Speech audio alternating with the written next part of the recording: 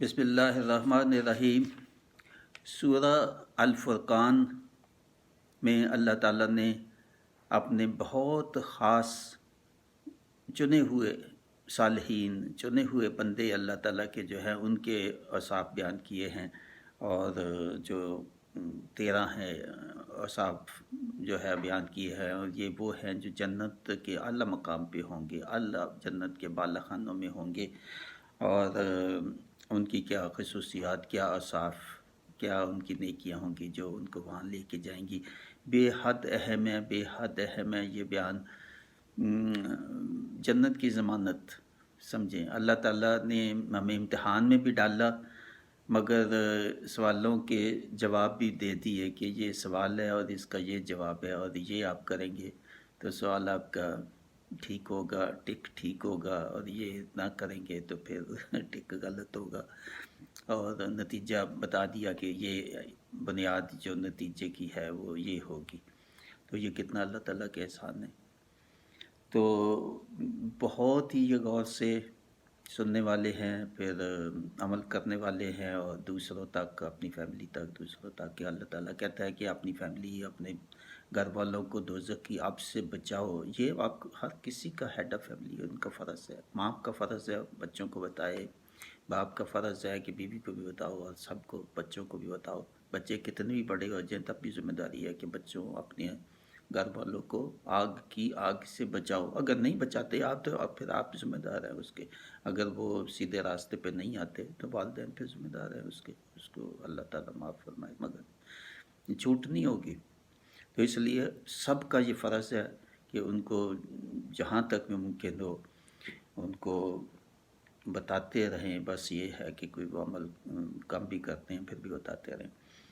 تو یہ کیا ہے؟ یہ آیات، آخری رکوع جو ہے سورہ الفرقان کا، آیات 61 سے 77 ہیں، مگر اس میں پہلی چند آیات تو وہ اللہ تعالیٰ کی بڑائی پہ، اللہ تعالیٰ کی تمہید پہ، اللہ تعالیٰ کی نشانیوں پہ ہے کہ اس کا احسان مانو، شکر کرو، اور آیات 63 سے 74 ہے جس میں یہ 13 اوصاف اللہ تعالیٰ نے صالحین کیے، اور اپنے خاص خاص چنے ہوئے بندے جن کے لیے جنت میں بہت اعلیٰ مقام ہوگا ان کے اوصاف بیان کیے۔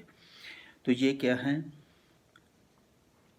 یہ جو ہیں اللہ تعالیٰ کے اوصاف جو ہیں وہ ہیں، ایک جو ہے پہلا، وہ رحمان کے وہ بندے ہیں جو آہستہ زمین پر چلتے ہیں، یعنی تکبر کی چال نہیں چلتے، اور زور سے زمین پر پاؤں نہیں مارتے، یا اتراتے ہوئے اکڑ کے نہیں چلتے۔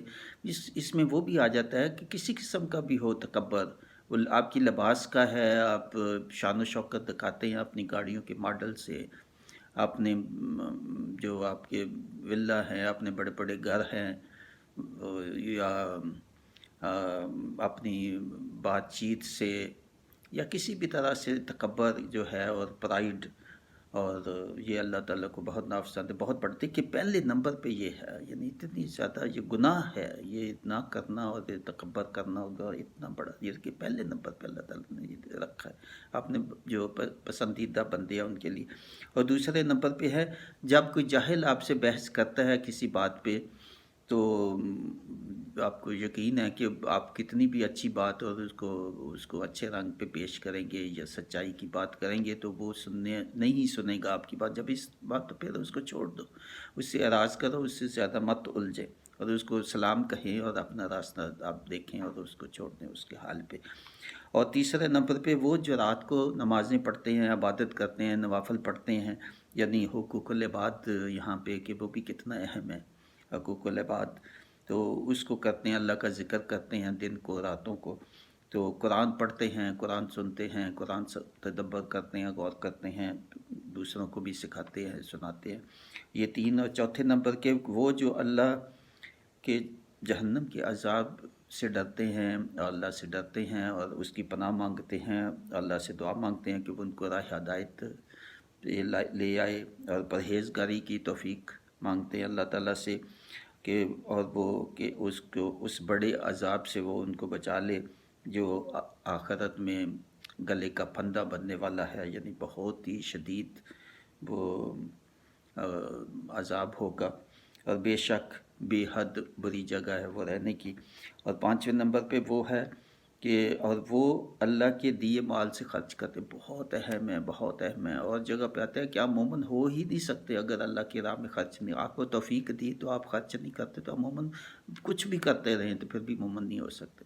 مومن اللہ تعالیٰ نے دیا ہے، اس کے دیے میں سے خرچ کرو۔ اللہ تعالیٰ بہت جگہوں کہتا ہے کہ اس وقت سے پہلے خرچ کر دو کہ جب آپ خرچ کر نہیں سکیں گے، یا خرچ کرنے کا فائدہ ہی نہیں ہوگا، آپ بالکل موت سامنے دکھائی دے رہی ہے، آپ ساری اپنی دولت سب دے دیں گے، پھر نہیں۔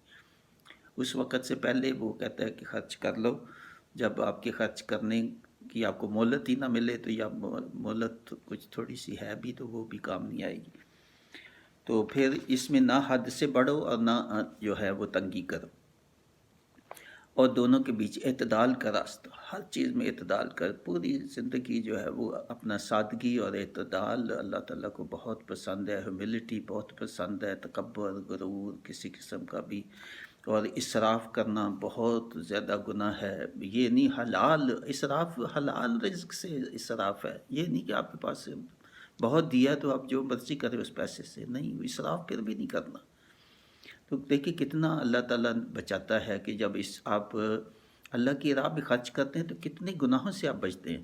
ایک تو آپ زکوٰۃ دیتے ہیں، یہ آپ بچے اور نیکی کمائی، اور پھر دوسرے نمبر پہ تکبر نہیں آپ کر سکیں گے۔ جب آپ نے اسراف ہی نہیں کرنا، اپنی پرائیڈ کے لیے تکبر سے بچیں گے، آپ دوسروں کے حسد سے بچیں گے کہ آپ تکبر نہیں کریں گے، آپ اپنا شو آف نہیں کریں گے اپنی دولت، دوسروں کے حسد سے بچیں گے، اور اس کے بعد یہ کہ آپ دوسروں کی مدد کر سکتے ہیں، وہ اجر ہوگا، صدقہ جاریہ آپ کریں گے اس کا اجر ہوگا، کئی اجر اس میں آ جاتے ہیں کہ جو اللہ کے راستے سے کے لیے جائز، جو آپ کا حلال مال ہے زکوٰۃ کے بعد، یہ اس کی بات ہو رہی ہے۔ زکوٰۃ تو فرض ہے تو کرنا ہی ہے، تو اس کی بات بھی ہے، مگر اصل وہ نہیں، اس کے بعد جو آپ کے پاس پیسہ ہے اس کو خرچ کرنے کا کہا جا رہا ہے یہاں پہ۔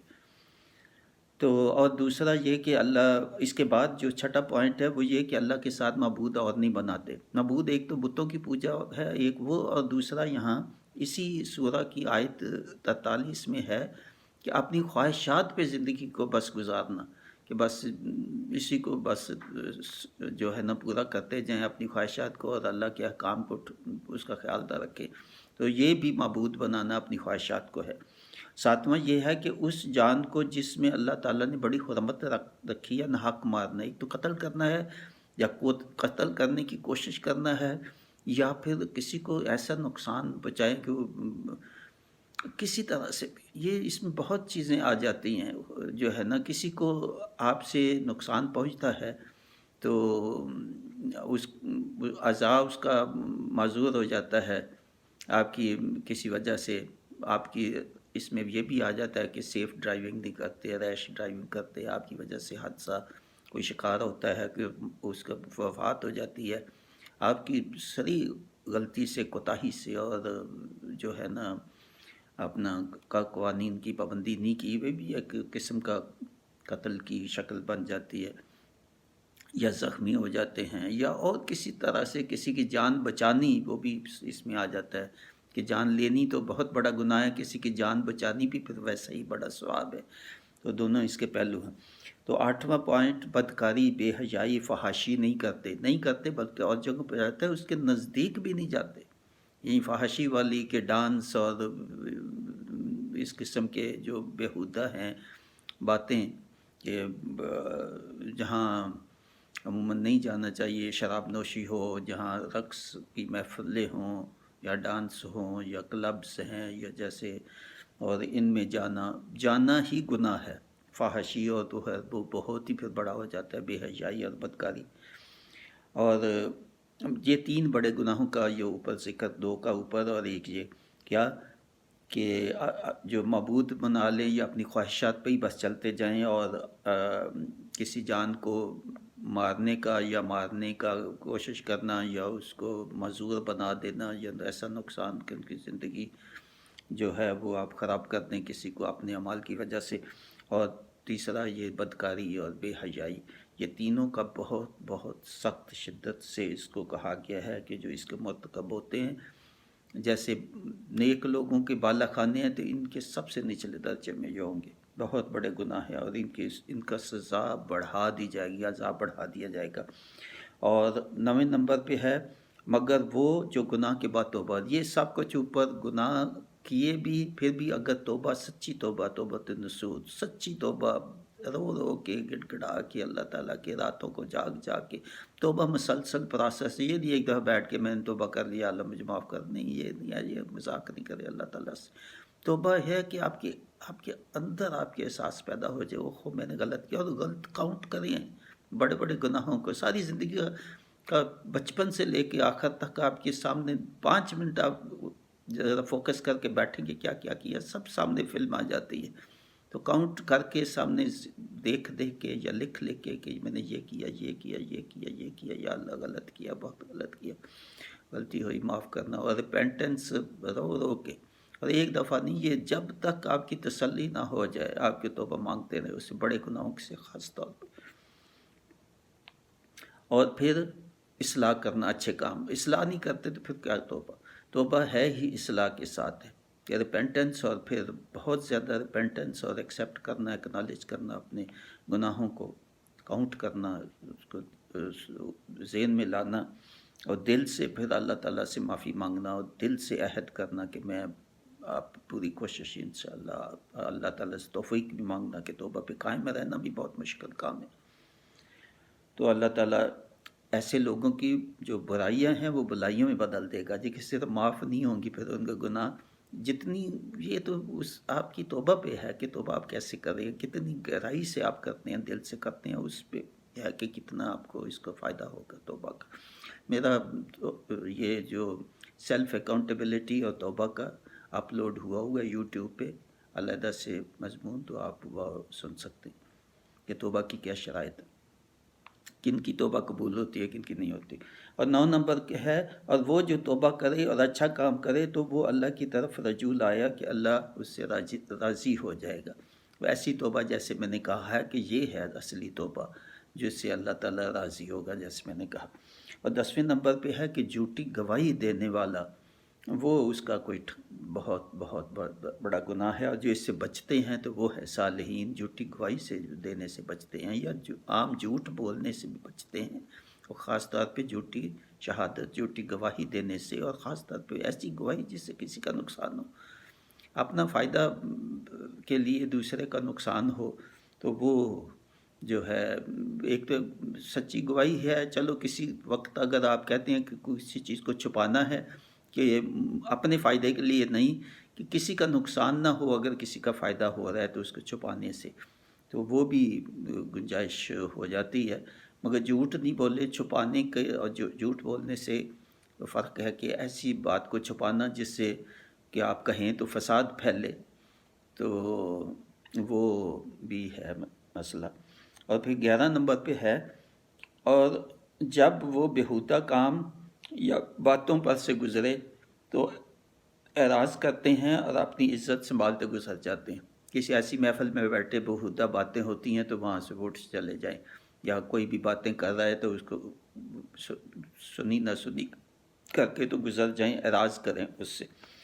اور وہ 12 نمبر پہ، اور وہ کہ جب انہیں ان کے رب کی آیتیں یاد دلائی جاتی ہیں تو ان پر بہرے اندھے ہو کر نہیں گرتے، یعنی اللہ کے حکام کو سنتے ہیں اور ان پر عمل کرتے۔ بہت اہم ہے، بہت اہم ہے، جب بھی اللہ تعالیٰ کے کلام اور قرآن مجید پڑھا جاتا ہے، سنا جاتا ہے، وہ ٹی وی پہ ہو یا میں جو اب یہ سنا رہا ہوں، تو آپ نے ویڈیو آن کی تو دیکھا تو سوئچ آف کر دیا، چھوڑو اس کو، تو نہیں، یہ نہیں، کوئی بھی آیتیں قرآن مجید کی پیش کرتا ہے تو یہ بہت حد تک یہ فرض بن جاتا ہے اس کو سننا۔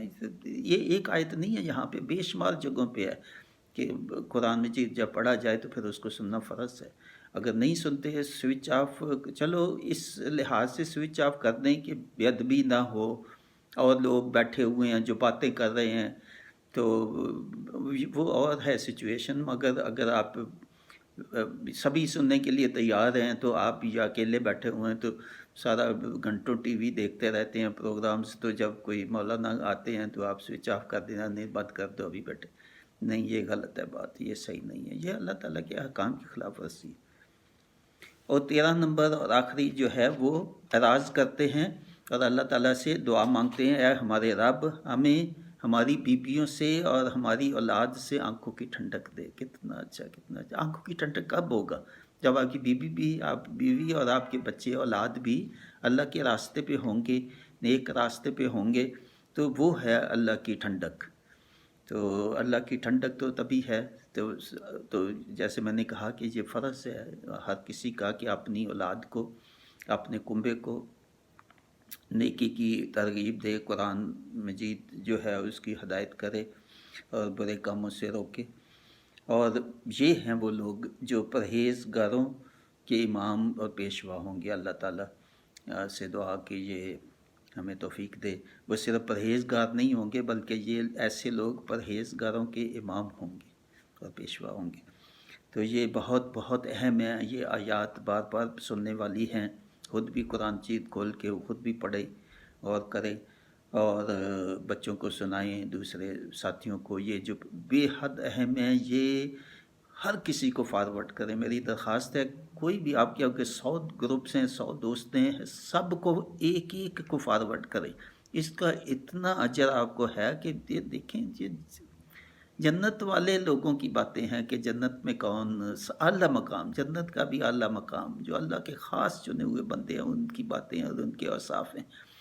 تو کوئی اپنا لے گا تو آپ یقین نہیں کر سکتے آپ تو کتنا اجر ملے گا اس کا۔ بلکہ پھر سب سے پہلے تو خود اپنائیں، پھر دوسروں کو بھی بھیجیں، فیملی کو سنائیں، بچوں کو سنائیں اور سناتے رہیں۔ یہ نہیں 1 2 4 دن کی بات نہیں ہے، یہ تو روز ہی کرنے والی باتیں ہیں، سننے والی باتیں ہیں، بلکہ ہفتے میں 1 دفعہ تو اس کو لازمی سنیں، سیو کر کے رکھیں اور آگے فارورڈ سب کو کریں اور ان کو کہیں کہ سبسکرائب کریں۔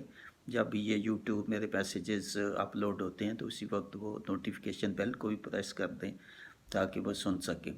قریباً الحمدللہ آدھا قرآن مجید تو اپلوڈ ہو گیا ہے یوٹیوب میں، تو کوئی 165 کے لگ بھگ جو یوٹیوب ویڈیوز ہیں وہ اپلوڈ ہو گئی ہیں۔ تو آپ میرا نام وہی ڈال لیں تو وہ کافی حد تک، یا بینات القرآن سرچ میں ڈال لیں تو آپ کو کافی وہ مل جائیں گے۔ اور اس کے بعد کی 2 جو آیات ہیں 75 اور 77، اس میں پھر بتایا کہ یہ صالحین جو ہے ان کا کیا مرتبہ، ان کے لیے کیا انعام ہے۔ تو اللہ تعالیٰ نے کہا کہ یہ سب سے اونچے بالا خانے میں ہوں گے۔ یہ جو صالحین ہیں 13 اوصاف والے، یہ جنت کے بھی اونچے مرتبے میں ہوں گے، اونچے بالا خانوں میں ہوں گے۔ یہ ان کے بدلہ ان کے صبر کا، کہ انہوں نے اللہ تعالیٰ کی جو ان پہ امتحان آئے، ان امتحانوں میں وہ کامیاب ہوئے اور صبر کیا انہوں نے، اور اللہ تعالیٰ کا شکر ادا کرتے رہے مصیبتوں میں بھی، اور ان کا استقبال ہوگا۔ اب ان کا استقبال شان کے سے اللہ تعالیٰ کرے گا اور اللہ تعالیٰ ان پہ سلام بھیجے گا، اللہ تعالیٰ سلام بھیجے گا ان پہ، اور ان کا مقام بہت اونچا ہوگا، اور جہاں وہ ہمیشہ ہمیشہ رہیں گے، نہ کوئی ان کو تھکن، نہ کوئی ان کو پریشانی، نہ کوئی ان کو غم ہوگا، اور خواہشات مانگنے سے پہلے ان کی خواہشات پوری ہو جائیں گی کہ ان کے دل کی خواہشات تھی، ہر مراد پوری ہوگی۔ اور یہ وہ لوگ ہیں جن کے لیے یہ بشارت ہے کہ یہ بہت ہی اچھی جگہ، بسنے کی جگہ اور بسنے کا ٹھکانہ ہے۔ تو اے نبی صلی اللہ علیہ وسلم فرماؤ کہ ان لوگوں کی کچھ قدر نہیں۔ اب دوسرے جو لوگ ہیں جو ان 17 سے باہر ہوں گے، نہیں مانیں گے ان کو، تو ان کے لیے جو ہے وہ عذاب کیا ہوگا کہ جو نافرمانی کریں گے، یعنی یہ 13 جو بتائی ہیں، یا باقی قرآن میں اس کے علاوہ اور کوئی چیز ہے تو وہ بھی، تو نافرمانی کریں گے تو ان کے لیے یہ ہے کہ اگر وہ اللہ کے علاوہ کسی کو الہ بناتے ہیں، اپنی خواہشات پہ زندگی گزارتے ہیں، اللہ تعالیٰ کے احکام کو چھوڑ دیتے ہیں، اور ایسے لوگوں کے لیے سخت سزا اور ان کا عذاب بڑھا دیا جائے گا۔ جتنے بڑے گناہ، یا خاص طور پہ یہ 3 میں نے گناہ بتائے، بلکہ اس کے علاوہ 7 بڑے گناہ ہیں، پھر 7 سے آگے بھی کوئی کاؤنٹ کرتے ہیں 30 تک بھی۔ تو بہرحال بڑے بڑے گناہوں کا سب کو پتہ ہے، اس بتانے کے بغیر بھی سب کو پتہ ہے کیا بڑے گناہ ہیں۔ حقوق اللہ، حقوق العباد، دونوں لازم ملزوم ہیں۔ دیکھیں حقوق اللہ اب حقوق العباد، اب نماز اور زکوٰۃ کی اگر لیں 35-36 دفعہ اکٹھے آتے ہیں ساتھ ساتھ، نماز اور زکوٰۃ، نماز اور زکوٰۃ، نماز اور صبر، صبر اور شکر، یہ سب چیزیں جو ہے نا اکٹھی. اور پھر جو ہے خرچ کرنے کا سینکڑوں دفعہ اللہ تعالیٰ کہتا ہے کہ سینکڑوں زکوٰۃ اور اس کے علاوہ جو ہے خرچ کرنے کا. اور دوسرا یہ کہ مصیبتیں آئیں تو پھر صبر کرو. یہ نہیں کہ گرمی سردی کوئی آئے یا اللہ تعالیٰ کی نعمتیں دونوں، گرمی سردی، یدی سردی آئے تو پھر جو ہے نا شکوہ شروع کر دینا، ہو ہمارے پاس تو یہ نہیں، وہ نہیں، ہیٹر نہیں تو گیس ہیٹر نہیں تو الیکٹرک ہیٹر نہیں تو بل بہت زیادہ آ گئے، تو یہ سب کچھ یہ ناشکری کی ہے. یہ ناشکری کی جو ہے نا یہ شکل ہوتی ہے یہ بھی، کہ اگر آپ کے پاس جتنے وسائل ہیں اس کے اندر اندر رہے. پہلا تو یہ ہے. دوسرا جتنا کم سے کم کریں وہی ہے. قدرتی ماحول، قدرتی موسم اللہ تعالیٰ کی یہ نعمت ہے. سردی اللہ کی نعمت ہے، گرمی اللہ تعالیٰ کی نعمت ہے. اس کو مت اوائڈ کریں جہاں تک ممکن. ایسا نہیں ہوتا کہ موت کی شکل نہیں آتی. یقین جانیں یہ ان ہاؤس اندر ہیں آپ گھر کے، اور آپ نے لباس ٹھیک پہنا ہے تو بے شک باہر سنو بھی ہے تو آپ کو کچھ نہیں کہے گی. یہ بالکل گارنٹیڈ ہے کہ اندر ہیں، کھڑکیاں بند ہیں، اندر ہیں. اور خاص طور پہ زیرو بھی نہیں ہے، یعنی 5 اور 10 ڈگری کا بھی ٹیمپریچر ہو تو باہر سے تو اندر 5-7 ڈگری ویسے ہی کم ہوتا ہے، یہ سے بھی زیادہ. تو اس لیے کچھ نہیں ہوتا. صرف آپ اپنے بچوں کو کپڑے صحیح بنائیں، باقی آپ بالکل سردیوں میں ہیٹنگ نہ کریں.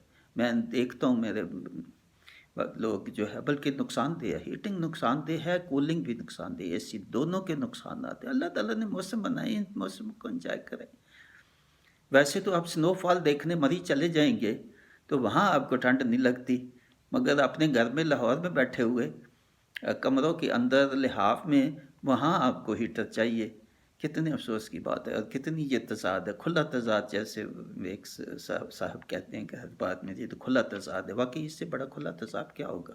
اتنے میلوں سفر کر کے آپ سنو فال ٹھنڈ میں سردی میں جاتے ہیں -10 میں، تو وہاں آپ کو سردی نہیں لگتی، مگر لاہور میں گھر میں اندر بیٹھے ہوئے آپ کو سردی لگتی ہے. آپ کہتے ہیں نہیں ہیٹر کے بغیر گزارا نہیں ہوتا. ایسے ہی جو ہے وہ دوسرا گرمیوں کے موسم میں بھی تو بس خیال کرنا چاہیے کہ آپ کے آس پڑا 2-4 گلیاں چھوڑ کے، اسٹریٹ چھوڑ کے لوگ باہر سڑکوں پہ سوئے ہوئے ہوتے ہیں، نالوں کے اوپر سوئے ہوئے ہوتے ہیں بغیر کسی چیز کے. بہت احساس کرنا چاہیے. بہت جتنا بچا سکتے ہیں بچا کے لوگوں کو دیں. لوگوں کو جو اپنا مستحق ہیں ان کو تقسیم کریں، ان کو ان کی مدد کریں. تو اللہ تعالیٰ مجھے، آپ کو، میری اولاد کو، آپ کی اولاد کو توفیق دے. اور یہ جو 13 ہیں اور صاف، اللہ تعالیٰ ہمیں ان پہ چلنے کی توفیق دے. ہمیں ان میں جو ہے آخرت میں ان لوگوں میں اٹھائے جو ان کے یہ اوصاف ہیں. آمین ثم آمین. وما لنا الا البلاغ مبشر محمود.